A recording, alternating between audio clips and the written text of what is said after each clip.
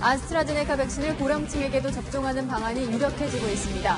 식약처 검증 자문단은 안전성과 효과성에서 65세 이상을 배제할 이유가 없다는 의견을 냈습니다. 북한 원전 건설 의혹을 제기하는 야권에 대해 문재인 대통령이 구시대 유물 같은 정치라고 작심 비판했습니다. 야당은 초점을 흐리지 말고 사실을 밝히라고 반박했습니다. 고속도로 나들목 구간에서 승합차가 전복돼 7명이 숨지고 5명이 다쳤습니다. 모두 중국 동포들인데 빗길 과속 운전을 한 데다 안전벨트도 하지 않았습니다.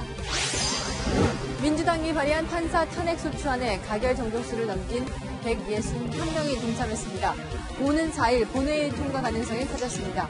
국민의힘은 김명수 대법원장 탄핵을 추진하겠다고 맞불을 놨습니다. 국민의힘이 흔들리는 부산 표심을 잡기 위해 파격 공약을 내놨습니다.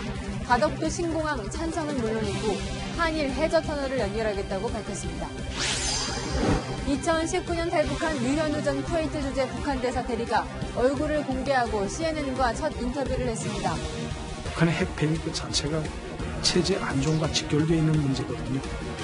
왜 이것을 회개한다?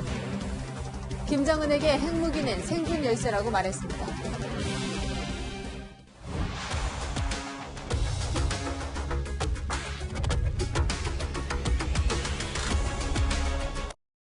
(2월의) 첫날 뉴스데이 시작합니다. 이번 달부터는 드디어 우리나라에서도 백신 접종이 시작되죠. 정부는 백신 유통에 차질이 없도록 오늘부터 합동 모의 훈련도 시작했습니다. 이번 달에 접종이 가능한 백신은 화이자와 아스트라제네카 두 가지인데요. 국내 자문단이 아스트라제네카 백신부터 효과가 있는지 안전은 한지 검증 결과를 발표했습니다. 최종 결과에서도 무난히 승인될 걸로 보입니다. 예방 효과는 62%, 고령자도 접종이 허용될 걸로 보입니다. 첫 소식 이다혜 기자입니다. 감염내과 전문의와 백신 전문가, 임상 통계 전문가들로 구성된 검증자문단은 조건부 허가를 권고했습니다. 아직 아스트라제네카의 임상시험이 진행 중인 만큼 중간 분석 결과와 최종 자료를 허가 후에 제출받는 조건으로 허가하자는 의견입니다.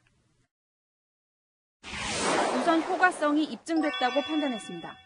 예방 효과가 62%로 세계보건기구 WHO가 권고한 기준인 50%를 넘겼고 바이러스를 무력화시키는 중화항체도 투약 전보다 8.5배 증가했습니다. 안전성을 평가하는 이상 반응은 대부분 근육통과 발열 같은 경증에서 중간 정도 수준이었고 중대 이상 사례는 2건이었다며 허용할 만한 수준으로 판단했습니다. 또 안전성과 효과성을 종합적으로 고려할 때 65세 이상 고령층 접종도 문제가 없다는 의견이 다수였습니다. 참여 대상자 중 고령자 수가 적다는 이유만으로 고령자에 대한 투여를 배제할 수 없다는 의견이었습니다. 고령층도 일반 성인과 면역 반응이 비슷하다는 이유입니다. 식약처는 허가 심사 기간을 180일에서 40일까지로 단축한 대신 검증 절차는 3중으로 마련했습니다. 앞으로 2차례 검증 절차를 더 거쳐야 최종 허가가 결정됩니다. 정부는 다음 달 중순 국제 백신 조달 기구인 코백스를 통해 들어올 화이자 백신 6만 명분은 이런 절차를 생략하고 특례 수입을 하기로 했지만 3분기로 예정된 자체 계약 1,000만 명분에 대해서는 정식 허가 심사를 할 계획입니다. 채널A 뉴스 이다혜입니다. 이 아스트라제네카 백신의 경우 논란이 좀 있죠. 유럽연합과 영국은 18세 이상 전 연령 접종을 허용했지만 이 독일, 프랑스, 이탈리아는 노령층에는 효과가 없다며 권고하지 않고 있는데요. 우리나라 자문단이 고령층도 맞아도 된다고 판단한 이유를 박지혜 기자가 보도합니다. 이번 전문가 회의 결과로 18세 이상 전연령 접종 허가가 유력해졌습니다. 하지만 검증단 내에서도 고령자에 대한 자료가 부족하다며 추가 임상 결과를 보고 결정해야 한다는 의견이 나왔습니다. 실제로 아스트라제네카가 제출한 임상 자료에는 18세 이상 성인 중 65세 이상 고령자는 7.4%에 불과합니다. 유럽의약품청이 18세 이상 성인을 대상으로 판매 승인을 권고했지만 독일은 64세 이하에게, 이탈리아는 54세 이하 성인에게만 접종을 권고한 것도 자료 입증이 충분하지 않다는 이유입니다. 다만 이 국가들에서는 고령층에 대한 화이자 백신 접종이 진행되고 있어 효과성뿐 아니라 다른 백신의 수급 상황이 반영된 것이라는 해석도 나옵니다. 각 국가별로 백신의 수급 상황들이 조금씩 다르다는 점도 고려된 걸로 지금 보이는데요. 당장 접종 개시까지 한 달도 남지 않은 상황. 백신에 대한 신뢰도를 높이는 일은 여전한 과제로 남았습니다. 외국 같은 데서도 지금 상당히 그 나이 먹은 사람들이 꺼려하고 있더라고. 예, 그래서 저도 좀 늦게 다른 데 맞는 거 보아가면서 좀 맞고 싶은 생각이 들더라고. 부모님 연세가 너무 많으시니까 그 예방접종 한 것 때문에 오히려 안 좋은 결과가 되면 그것도 불행한 일이고 그래서 결정하기가 쉽지는 않을 것 같아요. 2차 자문 결과인 중앙약사심의위원회 결과는 오는 목요일에 공개됩니다. 채널A 뉴스 박지혜입니다. 네, 우선 다음 달 중순 서울 국립중앙의료원에서 실시될 1호 접종은 화이자 백신이 될 예정입니다. 냉동고에서 백신을 해동하고 접종하고 이상 반응을 관찰하기까지 여러 단계가 걸립니다. 김단비 기자가 이곳 접종센터에 미리 가봤습니다. 백신을 맞으러 가면 가장 먼저 발열 체크부터 합니다. 그리고 접종 대상자가 맞는지 신원 확인을 하고 문진표를 스스로 작성해 제출합니다. 열도 없고 문진표상 접종에도 문제가 없다고 판단된 사람은 접종을 위한 대기 장소로 이동해 의사와의 예진을 기다립니다. 의사 선생님들이 이 환자가 접종 가능한지를 최종 판단을 하고 만약에 접종 가능하다고 생각이 되면은 접종 구역으로 옮겨져서 실제로 환자가 접종이 이루어지는 공간인데요. 의사가 예진을 통해 실제 접종을 결정하면 바로 옆 공간인 접종실에서 간호사가 백신 주사를 놓습니다. 접종 후에는 바로 집으로 돌아가지 않고 혹시 접종 후 알레르기 같은 이상 반응이 나타나지는 않는지 15분에서 30분 정도 머무르며 다시 한번 대기하게 됩니다. 접종센터에는 영하 70도 이하의 온도를 유지해줄 초저온 냉동고도 마련됐습니다. 백신은 해동한 뒤 클린 벤치라는 무균 작업대에서 생리 식염수를 섞어 5명분의 백신으로 만들어집니다.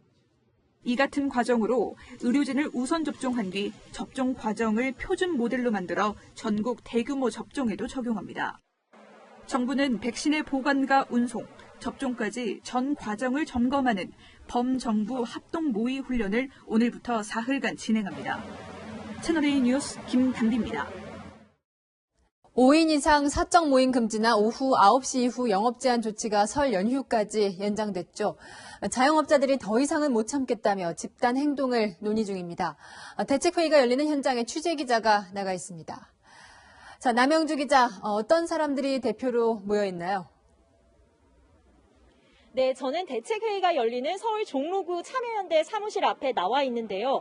회의에는 17개 업종 대표들이 모여 1시간 전쯤 시작돼 현재도 진행되고 있습니다. 식당과 카페, PC방과 헬스장처럼 오후 9시면 문을 닫아야 하는 업종 대표들이 앞으로의 대책을 논의하고 있습니다. 이들은 정부가 업종별 특성을 반영하지 않고 무조건 9시 이후 영업을 제한하면서 피해가 커지고 있다고 호소했는데요. 정부가 현장 목소리를 반영할 수 있도록 업종 대표들이 참여하는 협의체 구성을 촉구할 계획입니다. 또 업주들이 고통을 감내해도 종교시설을 중심으로 집단 감염이 계속 발생하는 만큼 이런 곳을 중심으로 더 적극적인 방역 조치를 요구하기로 했습니다. 네, 9시 전에 닫으면 영업을 거의 못하는 유흥업소 업주들의 반발이 심하다고요. 네, 오후 2시에는 10개월 넘게 집합금지를 이어오고 있는 유흥업소 업주들도 한자리에 모였는데요. 손실액만큼 정부가 보상을 해줘야 한다고 목소리를 높였습니다. 집합금지 즉시 해제하라! 해제하라! 해제하라! 해제하라!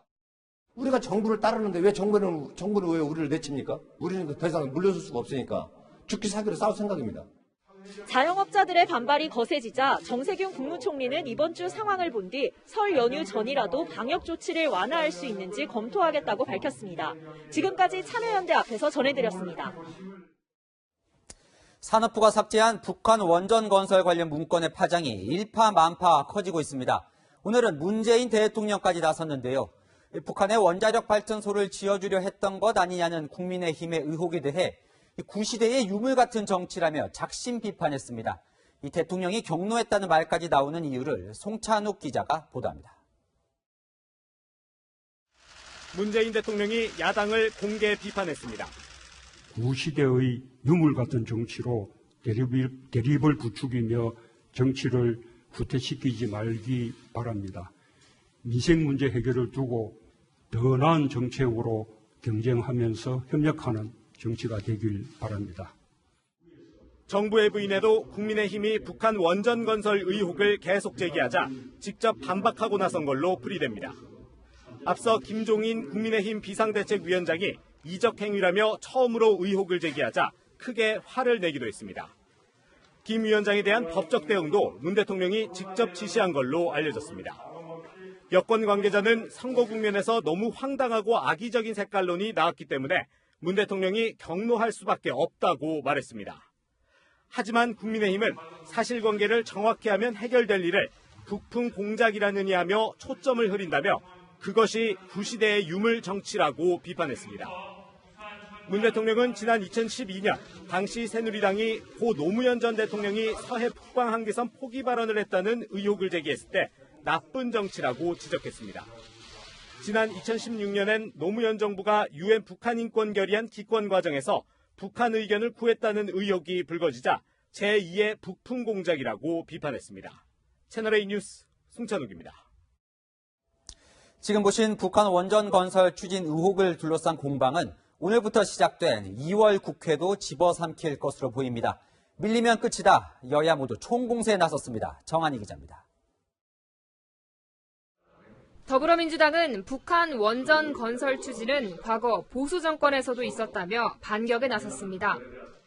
과거에 북한 원전 건설을 추진했던 김영삼 정부, 거론했던 이명박 박근혜 정부의 일을 이적행위라고 생각하는지 야당에 되묻고 싶습니다.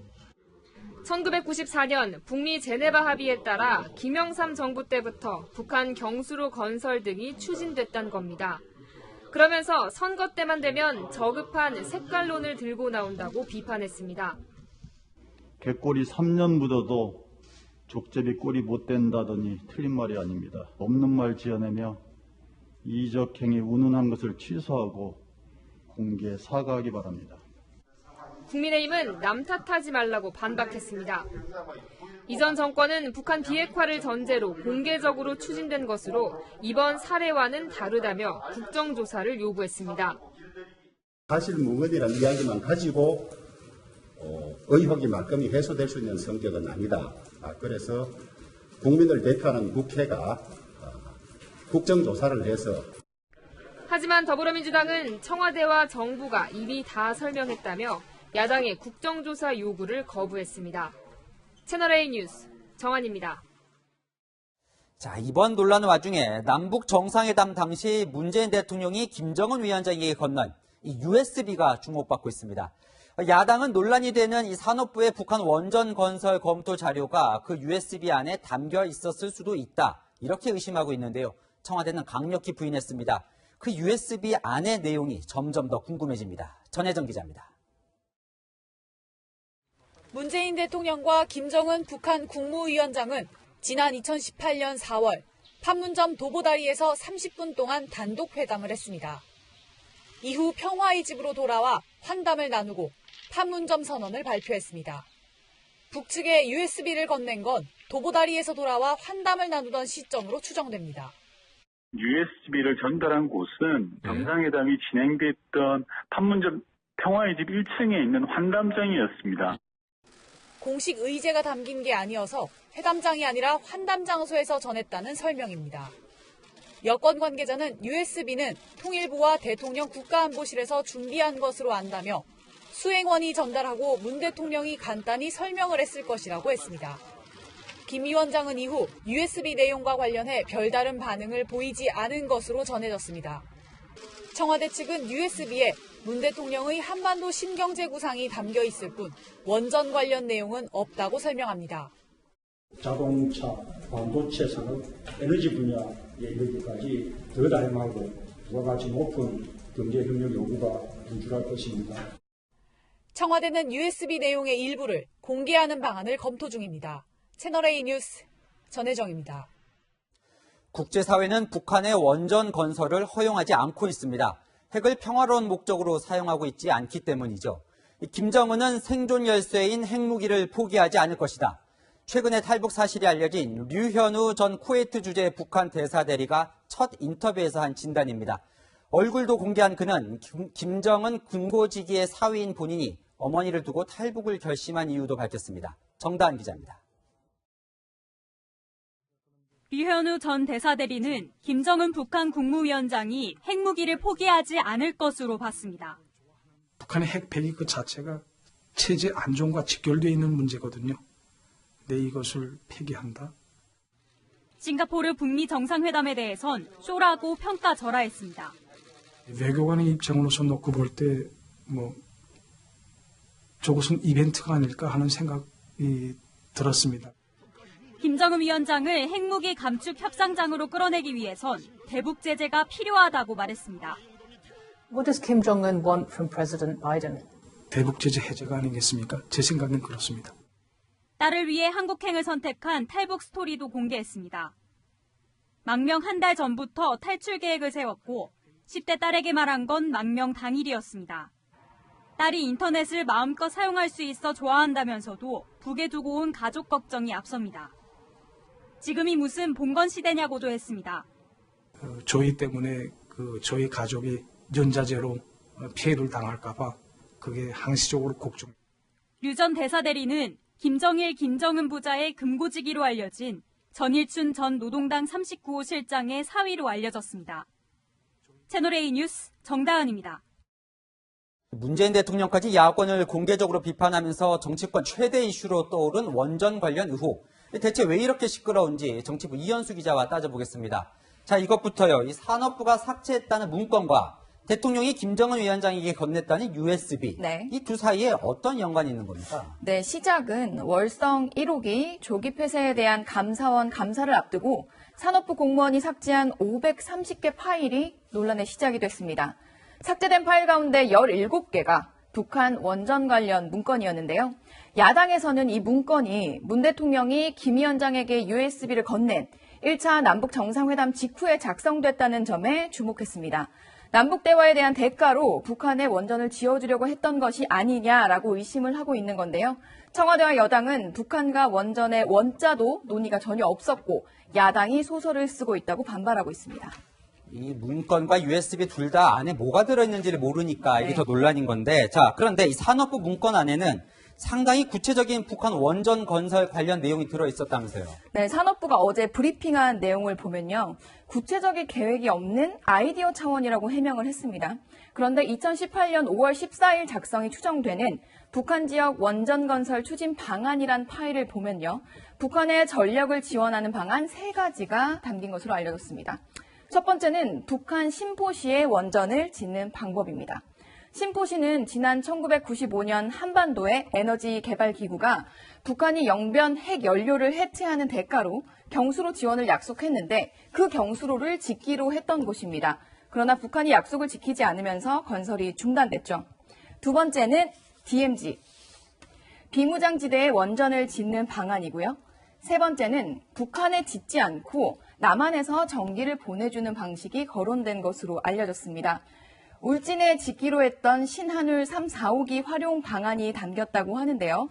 그런데 신한울 3, 4호기는 탈원전 정책을 추진하는 문재인 정부가 문건 작성 전년도인 2017년에 신규 원전 건설 전면 백지화를 선언하면서 건설이 중단된 상태였습니다. 그러니까 이제 산업부가 상당히 구체적으로 검토는 했네요. 그런데 이 아이디어성으로 만약에 검토를 했다면 별 문제는 없는 거 아닙니까? 네, 아이디어 중에서도요, DMZ의 경우 문재인 대통령이 DMZ 세계 생태 평화 공원을 조성하겠다고 밝혔던 만큼 현실성이 높지 않다는 지적이 오히려 나오기도 합니다. 하지만 국민의힘이 이 문제를 제기하는 부분, 쟁점은 크게 3가지입니다. 탈원전 정책이 중점적으로 이루어졌을 때 실무선에서 이런 문건을 만들 수 있냐는 겁니다. 문건이 작성된 2018년 4월에서 5월은 현 정부의 탈원전 정책이 한창 추진되던 때입니다. 특히 2018년 6월에는 한수원 이사회가 월성 1호기 조기 폐쇄를 결정하거든요. 산업부는 작성자에 대해서 재판 중이라는 이유로만 함구하고 있습니다. 그렇다면 정부의 탈원전 정책 기조가 확실한데 주무부서인 산업부가 북한 원전 건설 아이디어를 윗선의 지시 없이 작성할 수 있었겠느냐는 게 야권의 주장입니다. 여권은 내부 검토용일 뿐 그 이상도 이하도 아니다라고 선을 긋고 있습니다. 그리고 세 번째는 단순 아이디어인데요. 왜 일요일 밤에 삭제했느냐는 겁니다. 여권은 원전 문건을 의도적으로 지우려 한 게 아니다라고 설명하고 있고요. 산업부는 수사 중이라 밝힐 수 없다고 말하고 있습니다. 자, 국민의힘은 여전히 이적 행위다 이렇게 주장을 하고 있는데 그래서 진실은 밝혀질 수 있는 겁니까? 네, 국민의힘은 우선 북한이 핵을 포기하지 않고 있는데 북한의 원전 건설을 추진하려고 한 것 자체가 이적 행위라고 주장을 하고 있습니다. 여권에서 과거 김영삼 정부와 이명박 전 대통령 때 북한 원전 추진을 문제 삼고 있지만 당시는 공개적으로 핵 포기 대가로 논의를 했었다면서 지금처럼 부처에서 삭제하거나 감추려고 한 게 오히려 더 문제라는 게 야권 인사들의 반응인데요. 그래서 국정조사로 따져보자는 건데 여당에서는 색깔론이라면서 맞서고 있습니다. 네, 이 자칫 정치 공방만 하다가 끝날 수도 있겠군요. 지금까지 이현수 기자와 살펴봤습니다. 안타까운 교통사고도 이어졌습니다. 고속도로 나들목 진출로에서 승합차가 전복돼 7명이 숨지고 5명이 다쳤습니다. 빗길에 앞차를 추월하다 사고가 났는데 안전벨트를 하지 않아 피해가 컸습니다. 김태형 기자입니다. 승합차가 도로 위에 바닥을 드러낸 채 뒤집혀 있습니다. 지붕은 푹 주저앉아 창문 틀이 완전히 쪼그라졌습니다. 오늘 오전 8시 20분쯤 당진-영덕 고속도로 당진 방향 남세종 나들목 진출로에서 12인승 승합차가 표지판 기둥을 들이받고 전복됐습니다. 이 사고로 차에 타고 있던 7명이 숨지고 5명이 다쳤습니다. 모두 국내 건설 현장에서 일해온 40, 50대 중국 동포들이었습니다. 오늘 새벽 4시 숙소인 세종에서 일터인 전북 남원으로 출발했다가 돌아오는 길이었습니다. 건설 일을 하러 가셨다가 거기 우천으로 취소되는 바람에 이제 다시 여기 세종 숙소로 오는 중에 그 남세종 아저씨 그 램프 구간에서 이제 발생한 사고. 사고 지점은 급격한 곡선 구간인 램프 구간이었습니다. 원심력으로 차가 밀려날 수 있기 때문에 제한 속도는 시속 50km, 비가 온 날은 20% 줄여 40km입니다. 하지만 승합 차량은 램프 구간에 들어오기 전 빠른 속도로 앞차를 추월하는 모습이 CCTV에 잡혔습니다. 사고 당시 세종 지역 기온은 영상 5도, 우에서 7mm의 비가 내려 도로가 젖은 상태였습니다. 운전자를 뺀 나머지 11명은 안전벨트를 하지 않은 것으로 조사됐습니다. 사람들이 이리저리 부닥치고 충격을 받게 되고 특히 빠른 탈출이 불가능하기 때문에 경찰은 운전자를 상대로 과속과 졸음, 음주운전 여부를 조사하고 있습니다. 채널A 뉴스 김태형입니다. 음주운전 차량의 오토바이 배달원이 목숨을 잃는 사건이 또 일어났습니다. 만취 운전자가 몰던 차량이 맞은편 인도에 있던 배달 오토바이를 덮쳤는데 이 만취한 운전자는 5km나 운전하고도 취해서 기억이 안 난다고 주장합니다. 배유미 기자입니다. 인도 위로 배달 오토바이 한 대가 오른쪽으로 지나갑니다. 잠시 뒤 오토바이가 간 쪽으로 대형 SUV가 빠르게 다가가는 모습이 보입니다. SUV 차량이 인도 위를 달리던 오토바이를 덮치는 사고가 난 건 어젯밤 9시 30분쯤. 사고를 낸 SUV는 중앙 분리대를 들이받고 맞은편 차로를 가로지른 뒤 인도 위를 달리던 배달 오토바이를 덮쳤습니다. 이 사고로 오토바이를 몰던 50대 배달원이 크게 다쳐 병원으로 옮겨졌지만 숨을 거뒀습니다. 수류탄 터지는 소리 났어요. 3번이나 그러더라고요. 사람 누워있고 차는 저기서 불이 붙어갖고 있더라고. 경찰 조사 결과 SUV 운전자의 혈중 알코올 농도는 0.135%로 면허 취소 수준. 만취 상태에서 운전대를 잡고 5km나 운행한 사실도 드러났습니다. 경찰 조사에선 술에 취해 사고 상황이 기억나지 않는다고 진술한 것으로 알려졌습니다. 숨진 오토바이 운전자는 사고 당시 일을 마치고 귀가하는 중이었습니다. 혼자 살면서 3주 전부터 배달 대행업체에서 일감을 배정받아 음식을 배달해왔습니다. 배달 대행업체 관계자는 숨진 남성이 평소 오토바이를 천천히 몰았다고 기억했습니다. 그분 같은 경우는 연세가 있다 보니까 오토바이를 좀 천천히 타는 편이에요. 그러다 보니까 풀을 많이 못 찍어요. 경찰은 SUV 운전자를 특정범죄 가중처벌법상 위험운전치사 혐의로 긴급 체포하고 조사를 마치는 대로 구속영장을 신청할 계획입니다. 채널A 뉴스 배유미입니다. 필리핀 다문화 가족 3명의 목숨을 앗아간 원주 재개발구역 화재 사건 전해드렸습니다. 숨진 할머니가 불편한 몸에도 손주들과 나눠 먹기 위해 매일 복지관에서 도시락을 타간 사연이 알려지며 안타까움을 더합니다. 강경모 기자입니다. 불에 탄 집 앞에 국화꽃이 놓였습니다. 하늘나라에선 행복하게 웃으라고 적은 손편지도 보입니다. 어제 새벽 화재로 숨진 다문화 일가족을 추모하러 온 시민들이 가져온 겁니다. 현장에 와서 보니까 그 마음을 헤아리기가 어려울 정도로 마음이 되게 복잡하고 이웃들은 변을 당한 다문화 가족이 생활고를 겪어온 것으로 기억합니다.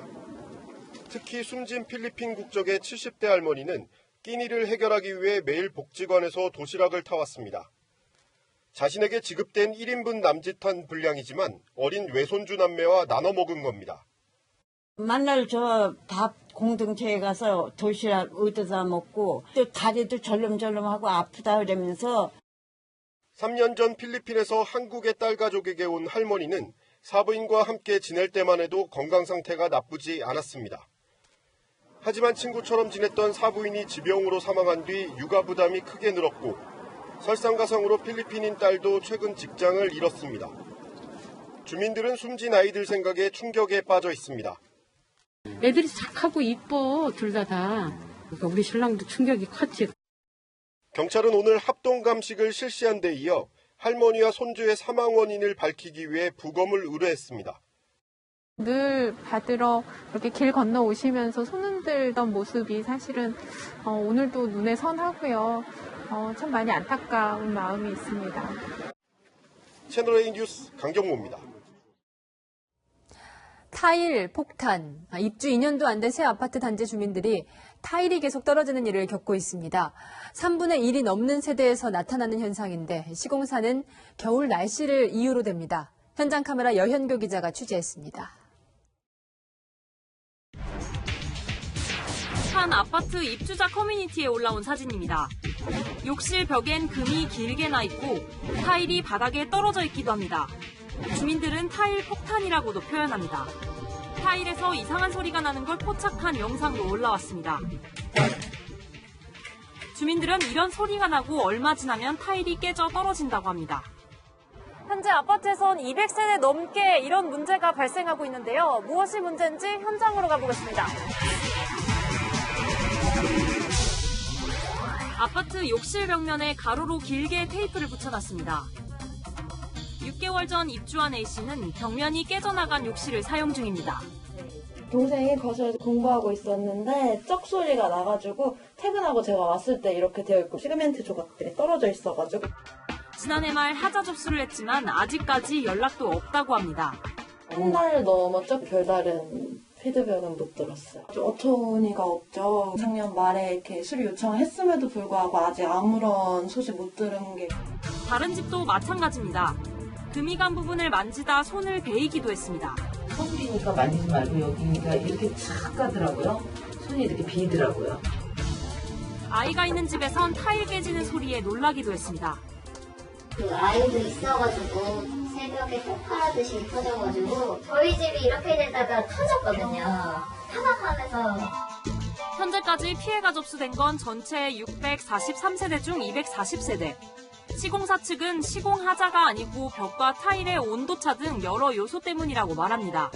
올 겨울에 날씨가 굉장히 많이 더워졌기 때문에 다른 때보다 조금 더 많이 발생했던 거는 수치상으로는 맞습니다. 타일 접착력 같은 경우는 이제 부착력 시험 같은 경우도 다 하고 있기 때문에. 취재진이 타일 뒷면을 찍은 열화상 사진과 타일이 떨어진 벽면의 영상 사진 등을 본 전문가의 의견은 좀 달랐습니다. 접착력 불량이 가장 큰 원인이고요. 제약 불량이나 작업 시간의 지연 등의 그 원인으로 접착력이 이제 낮은 것이 가장 큰 원인입니다. 타일을 고정하는 줄눈보다 타일이 큰 것도 문제일 수 있다고 말합니다. 줄눈이 커버를 해줘야 되는데 줄눈이 작다 이거예요.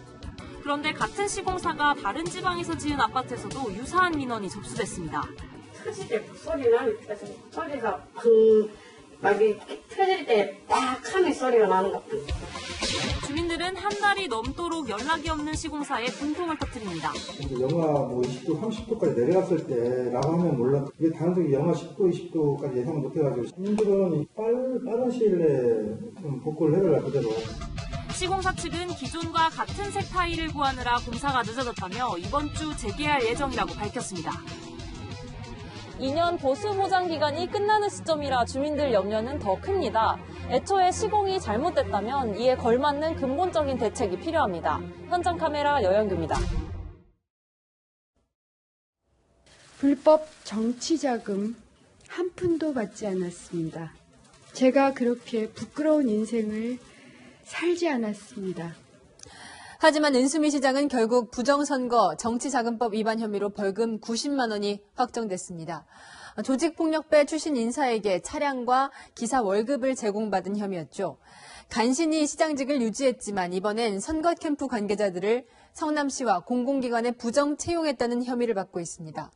경찰이 오늘 성남시청 등을 압수수색했습니다. 김지혁 기자가 보도합니다. 경찰 수사관들이 압수품 상자를 들고 성남시청에서 나옵니다.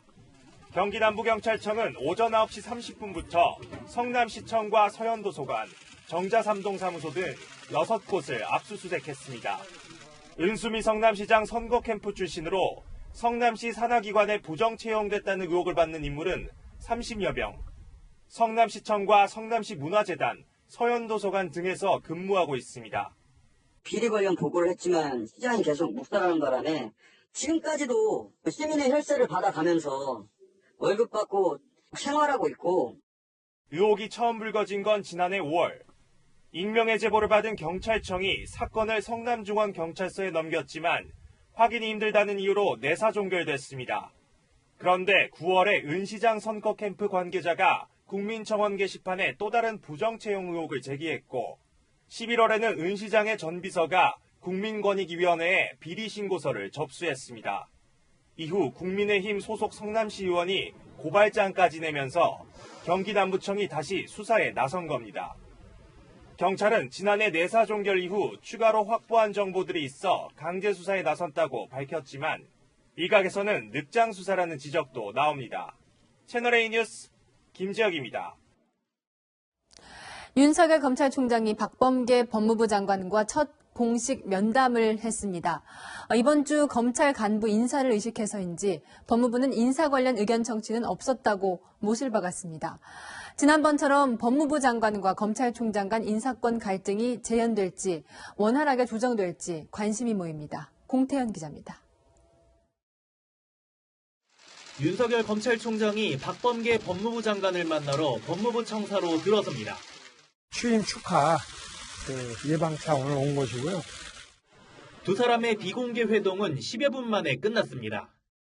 법무부가 공개한 사진에는 두 사람 모두 마스크를 써서 표정을 읽을 수는 없었습니다. 윤 총장은 덕담을 나눴다고 했고 박 장관도 취임식에서 소통을 강조했습니다. 대문만 열어놓고 장관 질문은 걸어 잠그는 일은 없을 것입니다. 검찰총장의 예방 소식에 법조계의 관심은 이르면 이번 주 예정된 검찰 고위 간부 인사로 쏠렸습니다. 앞서 윤 총장과 추미애 전 장관의 갈등도 인사권을 놓고 격화됐기 때문입니다. 법무부는 이례적으로 예방 소식을 기자들에게 알리면서 검찰 인사 관련 청취는 없을 것이라고 예고했습니다. 윤 총장은 인사 논의는 없다면서도 아직이라는 단서를 달았습니다. 이성현 지검장 교체 얘기하셨다는 말이 있는데 맞나요? 인사 얘기는 아직 나오질 않았습니다. 검찰 안팎에서는 이른바 추미애 라인으로 분류되는 간부의 교체 여부를 놓고 한동안 잠잠했던 법무부 장관과 검찰총장의 갈등이 재현될 수 있다는 관측이 나옵니다. 채널A 뉴스 공태현입니다. 범여권 의원 161명이 사법농단 연루 의혹으로 재판을 받고 있는 임성근 판사 탄핵소추안을 발의했습니다. 이 발의한 사람만 찬성해도 국회에서 통과가 되는데요. 민주당이 탄핵 완성을 위해 넘어야 할 헌법재판소를 압박하자 국민의힘은 정권 입맛에 맞는 판결을 쏟아낸다며 대법원장 탄핵 카드로 맞불을 놨습니다. 이 사법부의 독립성이란 말이 무색해집니다. 최성 기자입니다. 민주당과 정의당, 열린민주당, 기본소득당 등 범여권 의원들이 임성근 부장판사에 대한 탄핵소추안을 공동 발의했습니다. 반헌법 행위자는 헌법 재판을 받아야 합니다. 법 앞에 만인은 평등합니다. 판사도 예외가 아닙니다. 임 판사는 지난 2015년 말 박근혜 전 대통령의 세월호 7시간 의혹을 제기한 일본 언론의 명예훼손 재판에 관여한 혐의로 재판을 받았습니다. 박 대통령의 명예가 훼손됐다고 단정하기 어렵다는 판결문 초고를 개인의 명예를 훼손한 것은 맞다고 관련 의혹이 사실 무근이라는 식으로 수정하도록 지시한 혐의입니다.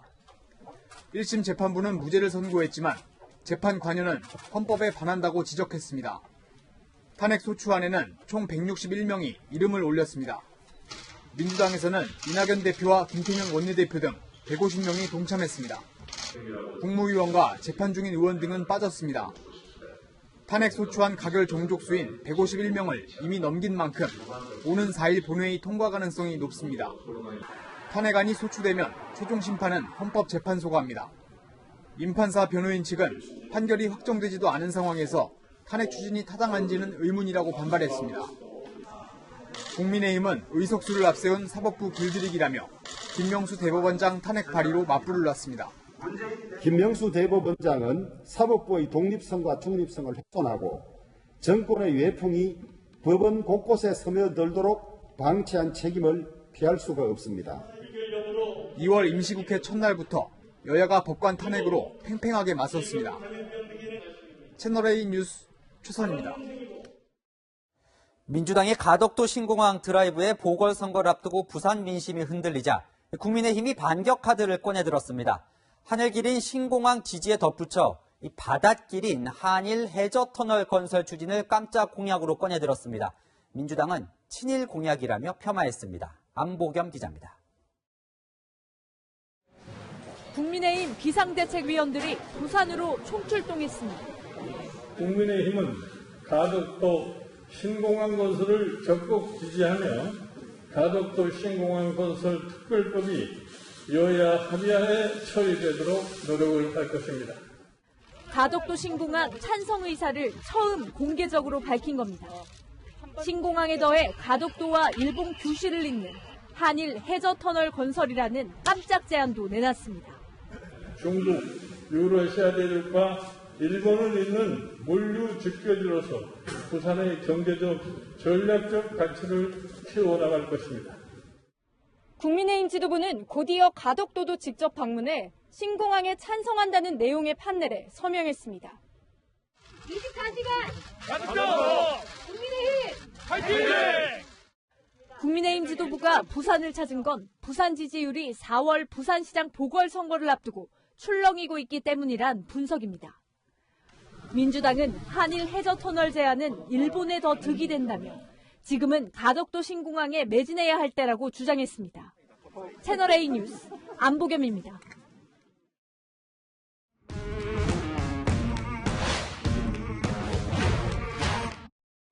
야랑야랑 정치부 이동훈 기자와 함께합니다. 첫 번째 주제 보여주시죠. 네. 흔들리는 당신, 민주당 당원들의 마음이 어떻게 흔들리나요? 네, 이재명 경기도지사의 지지율이 심상치 않습니다.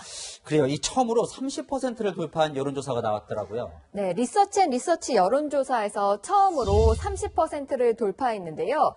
리얼미터 여론조사에서는 23.4%로 이낙연 민주당 대표를 앞질렀습니다. 치고 나가는 모양새인데 이 지사가 힘을 받는 동력, 이게 뭐라고 봐야 할까요? 네, 민주당 지지층의 여론 변화가 감지되고 있다는 점입니다. 지난달과 비교해 민주당 지지층의 이 지사 선호도는 크게 올랐고 이 대표는 떨어졌습니다. 민주당 지지층에서 이재명 지사가 이낙연 대표를 제친 건 이번이 처음입니다. 참 아이러니하네요. 당권은 이낙연 대표가 지고 있는데 당 밖에 있는 이 지사의 당원 지지율이 올라간다. 네, 이 지사의 선명성이 영향을 미쳤다는 분석입니다. 돈 많고 힘세면은 죄 지어도 봐주겠네. 이렇게 하면 이 사회가 어떻게 되겠어요? 지원 대상에서 배제된 사각지대는 여전히 존재합니다. 대선까지는 아직 시간이 많이 남았으니 후보들의 지지율 변화 계속 지켜봐야 할 것 같습니다. 그래요. 이제 시작이니까요. 자, 다음 주제 보겠습니다. 네. 선거용 DNA. 네. 무슨 뜻입니까? 민주당이 국민의힘을 향해 쓴 표현인데요. 선거 때마다 드러내는 바뀌지 않는 나쁜 속성이란 의미로 민주당은 쓰고 있습니다. 오늘 부산에서 김종인 국민의힘 비상대책위원장이 가덕도 신공항 찬성에 한일 해저터널 건설까지 들고 나오자 민주당은 국민의힘의 친일 DNA가 표출된 거라고 주장했습니다. 한일 해저터널이 우리나라보다 일본에 더 이익이 되는 게 확실하다며 공세를 편 겁니다. 궁금한데요. 우리나라보다 일본에 더 이익이 됩니까? 한국의 이익이 될지 일본의 이익이 될지 당장 확인할 수는 없지만 확실한 게 하나 있습니다. 고 김대중 노무현 전 대통령도 한일 해저터널에 긍정적이었다는 사실입니다. 국민의힘을 친일로 몰아세우는 게 이제 민주당의 주된 전략이라면 네. 이 국민의힘은 이 북한 관련한 공세를 자주 펴지요. 네. 이 과정에서 막말이 또 나왔다면서요. 네, 국민의힘 초선 의원들이 오늘 기자회견을 열었는데 청와대의 김종인 위원장 고발 방침을 두고 부적절한 비유를 해서 논란이 됐습니다. 청와대는 법적 조치를 하겠다며 급박을 합니다. 국민을 우습게 하는 것이 아니라면 집단적 조현병이 아닌지 의심이 될 정도입니다. 참 반복이 되는데요. 이 해당 질병을 앓고 계신 분들이나 가족이 들으면 불편하실 것 같아요. 물론입니다. 명백하게 잘못된 발언인데요. 비판할 땐 비판하더라도 장애나 특정 질병을 빗대면 안 되겠죠. 자, 민주당도 막말하기는 마찬가지예요. 네. 김종인 위원장을 개에 비유했다면서요. 네, 원내대표까지 지낸 우원식 민주당 의원은 이번 사안을 이적행위로 규정한 김종인 위원장에게 재벌은 개 못 준다고 생각하려고 했는데 선을 넘었다고 공격했습니다. 김근식 국민의힘 서울시장 예비후보는 시정 작배류의 막말이다, 참 한심하다고 받아쳤습니다. 이 국회 품격을 위해 계속 저희가 지적은 하는데 별로 나아지지가 않아요. 네, 안 그래도 부족한 국회의 품격은 선거가 가까워질수록 더 찾아보기 힘든 것 같습니다. 오늘의 여랑야랑은 스트레스로 정해봤습니다. 이 정치인들 말 내뱉기 전에 아이들이 들어도 좋을 말인지만이라도 생각해보면 어떨까 합니다. 지금까지 여랑야랑이었습니다. 네, 미얀마 군부가 기습 쿠데타로 아웅산 수치 국가고문을 구금하고 1년간 국가 비상사태를 선포했습니다. 인터넷과 방송이 중단되는 등 미얀마 사회가 혼란에 빠졌습니다. 유준 기자입니다. 은행 현금 입출금 기합. 사람들이 돈을 찾으러 긴 줄을 서 있습니다.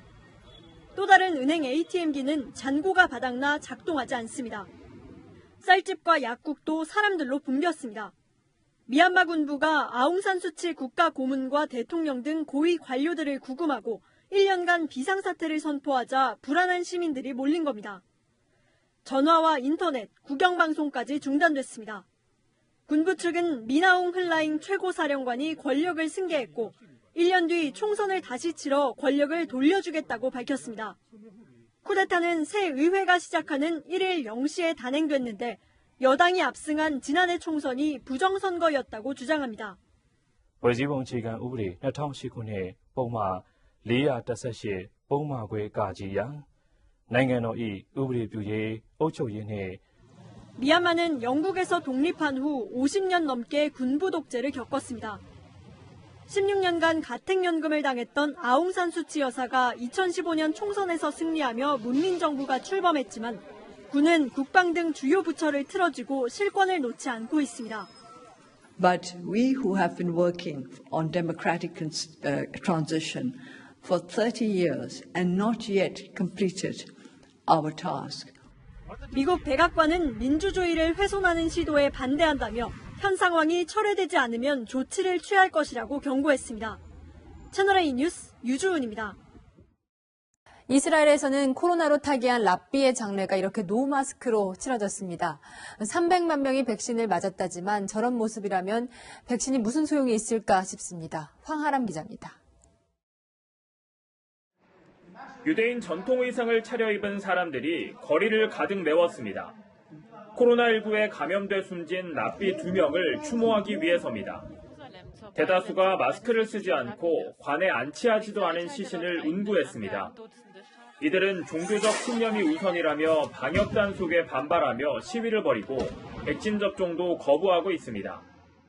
This poster, which has been defaced by local people here, was exhorting them not to take the vaccine, calling it the vaccine of death.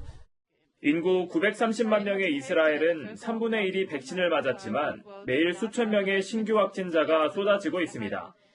신규 확진자의 35%가 초정 통파 유대교 신자들입니다. Morally, we failed. Means that instead of taking their life as the supreme value, we are often taking the passion of religion as the main. 문제는 경찰이 장내 인파를 해산하려 하지 않는다는 겁니다. 현지 언론은 네타냐후 총리가 다음 달 총선을 앞두고 15%에 이르는 유대교 표심을 의식해 불법을 용인하고 있다고 분석했습니다. 채널A 뉴스 황아람입니다. 네, 앞서 산업부가 작성했다 삭제해 논란이 됐던 북한 원전 추진 문건 관련 속보입니다. 산업통상자원부가 조금 전 문제의 문건을 공개했습니다. 취재기자 연결합니다. 자, 박정선 기자, 문건 내용 자세히 전해주시죠. 네, 산업통상자원부에 나와 있습니다. 조금 전 오후 7시 넘어 산업통상자원부가 6페이지 분량의 북한 원전 건설 문건을 전체 공개했습니다. 논란이 계속되자 공익적 가치를 감안해 자료 원문을 모두 공개한다는 겁니다. 해당 문건에는 과거 한반도 에너지개발기구가 경수로를 지으려던 자리에 원전을 건설하는 방안, DMZ에 원전을 짓는 방안, 그리고 신한울 3, 4호기를 완공해 북한으로 송전하는 내용이 담겼습니다. 고려사항에서는 의사결정기구를 미국, 일본 등 외국과 공동 구성하고 사업 추진 조직은 남한의 관련 부처가 참여하는 TF로 구성한다고 적시했습니다. 사용 후 해결로는 북한 또는 남한 내에 처분하거나 제3국으로 반출하는 등 경우의 수를 언급하기도 했습니다.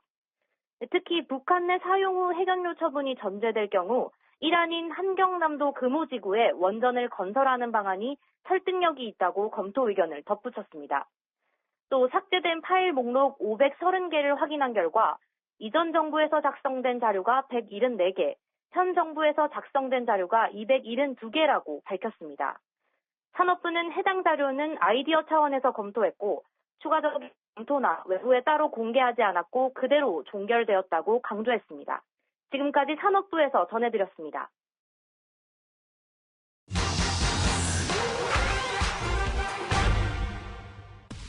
이달 중순 이후 코백스를 통해 화이자 백신 약 6만 명 분량이 들어옵니다. 이를 두고 일부 누리꾼들은 이 코백스라는 단체 믿을 수 있냐? 중국산 백신으로 이른바 박스가리에서 들어오는 거 아니냐? 이런 주장을 하고 있는데 확인해봤습니다. 코백스는 세계보건기구, 세계백신면역연합 등이 운영하는 전 세계 백신 공동구매 프로젝트입니다. 한국뿐 아니라 일본, 중국, 또 유럽연합 등 전 세계 180여 개 국가가 참여합니다. 중국도 참여국이니 코백스에서 중국산 백신을 구매했다가 이번에 바꿔치기 할 수 있는 거 아니냐 이런 주장이 나오는 건데 사실과 다릅니다. 팩트맨이 코백스의 백신 공급 계획표에 어떤 백신 제조사가 있는지 확인해봤습니다. 법적 구속력이 있는 계약과 그렇지 않은 계약을 따져도 아스트라제네카, 노바백스, 화이자, 사노피, 얀센뿐입니다. 물론 코백스는 이후에도 다양한 백신을 추가할지 고려한다고 했지만 이런 단서를 달았습니다. There is transparent data on safety and efficacy. SNS에서는 화이자 백신이 중국산일 수도 있다며 이런 사진도 올라왔는데요. 이 사진을 보면 화이자 로고와 함께 메이드 인 차이나라고 적혀있죠. 자세히 따져보죠. 증기로 흡입하는 형식의 1회 투여라고 써있는데 하지만 화이자 백신은 근육주사고 2차례 접종해야 합니다. 누군가 사진을 조작한 걸로 보이는데 화이자 측은 해당 사진 가짜라고 밝힌 바 있습니다. 결론적으로 이달 중 국내에 들어올 예정인 화이자 백신이 중국산이라든가 이 박스가리가 될 가능성이 있다는 주장 사실이 아닙니다. 이 밖에도 궁금한 점은 팩트맨 많은 분이 바랍니다.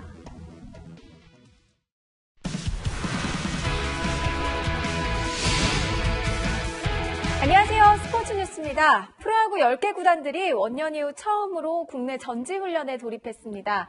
이제는 신세계로 변신하는 SK의 제주 캠프를 김태욱 기자가 다녀왔습니다. SK 선수들이 공항을 빠져나옵니다. 10개 구단 중 유일하게 바다 건너 제주도에 캠프를 차렸습니다. 팬들은 그저 반갑습니다. 애초에 제주도를 오지 않을 거라 생각했는데 제주도에 오니까 되게 신기해요. 일단 이번 선수단 전체를 다 봐서 더 좋아요. 프로야구는 그동안 미국, 일본 등 따뜻한 곳에서 훈련했지만 올해는 코로나19로 국내에 캠프를 차렸습니다. 원년인 82년 이후 거의 40년 만에 모든 팀이 국내에서 훈련을 하는 상황이 된 겁니다.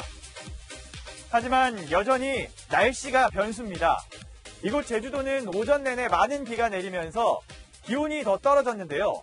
선수들은 실내 훈련으로 첫 일정을 시작했습니다. SK는 구단 매각 발표 이후 첫 모임이라 관심이 뜨겁습니다. 지금까지 야구하면서 이런 상황은 처음이고요. 부담도 되고 지금 긴장도 되고 준비한 대로 캠프 할 계획으로 가지고 있습니다. 새로운 시작을 앞둔 선수들의 각오도 남다릅니다. 지금 유니폼은 좋은 추억으로 남기고 싶고 새로운 명문구단으로 도약하기 위해서 올해는 정말 독하게 야구하도록 하겠습니다. 오늘 훈련에 돌입한 선수들은 4월 3일 개막에 맞춰 컨디션을 끌어올릴 예정입니다. 채널A 뉴스 김태욱입니다. 배구에선 강력한 스파이크보다 악착 같은 수비 하나가 더 짜릿할 때가 있죠. 김연경도 대굴대굴 구르게 만드는 멋진 협력 수비, 한 주간 명장면 염정원 기자입니다. 현대건설 정지윤도 김다인도 몸을 날려 공을 살리자 김연경이 온몸으로 스파이크! 득점 후 그대로 뒷구르기를 합니다. 이재영은 웃음을 참지 못하는데요. 천하의 김연경도 악착 수비엔 더 악착같이 대응하는 수밖에 없습니다. 기업은행 김주양이 몸을 날려 살린 공을 나잘에 박아받고 김수지가 넘깁니다. 블로킹으로 수비 후 블로킹으로 결국 득점. 저런 질식 수비를 보여주면 상대팀 입장에서 정말 질릴 것 같아요. 다시 봐도 정말 악착 같은 수비였습니다. 치열한 골밑 몸싸움이 일어나고 파울이 선언됐는데 코트 위에 빨간 무언가가 떨어집니다. 몸싸움 도중 상대 선수가 바지를 잡고 늘어지는 바람에 바지가 찢어진 겁니다. 선수도 황당한지 실소를 금치 못합니다. 치열한 아이스하키 경기, 상대가 치고 들어오자 그대로 몸을 날리며 슬라이딩. 하지만 야속하게 공은 골대로 향하고 맙니다. 다림이 작은 틈까지는 막을 수 없었던 겁니다. 웃음이 뿜어져 나오는 한 주간 명장면, 다음 주에도 계속됩니다. 채널A 뉴스 염정환입니다. 2월의 첫날부터 황사와 미세먼지 장막이 대단했죠. 먼지에 꽉 막혀있는 답답한 서울 도심의 모습도 보입니다. 다행히 오늘 밤부터는 찬바람이 강하게 불면서 먼지를 밀어내겠습니다. 대신 강력한 추위가 다시 찾아옵니다. 내일 아침 서울은 영하 9도까지 떨어지고 낮에도 영하권 기온으로 온종일 한기가 머물겠습니다. 이번 주에는 또 눈 소식이 있는데요. 내일 밤 사이에는 경기 남서부와 충남, 전북 지역에 1에서 3cm의 눈이 내려 쌓이겠고요. 모레 오후부터는 전국에 눈비가 내리기 시작해서 목요일 오전까지 이어지겠습니다. 경기 북동부 지역과 강원 내륙 산지에는 3에서 10cm의 큰 눈이 내려 쌓이겠고 수도권과 충청, 일부 남부 지역에도 1에서 5cm의 제법 많은 눈이 올 텐데요. 중부지방에 큰 눈이 예보가 돼 있고 주 후반까지 추위도 강해서 이중고가 예상됩니다. 각별한 대비가 필요해 보입니다. 모레까지는 해상에도 매우 강한 바람과 높은 물결이 예보돼 있습니다. 날씨였습니다. 오늘 뉴스 여기까지입니다. 내일도 뉴스입니다.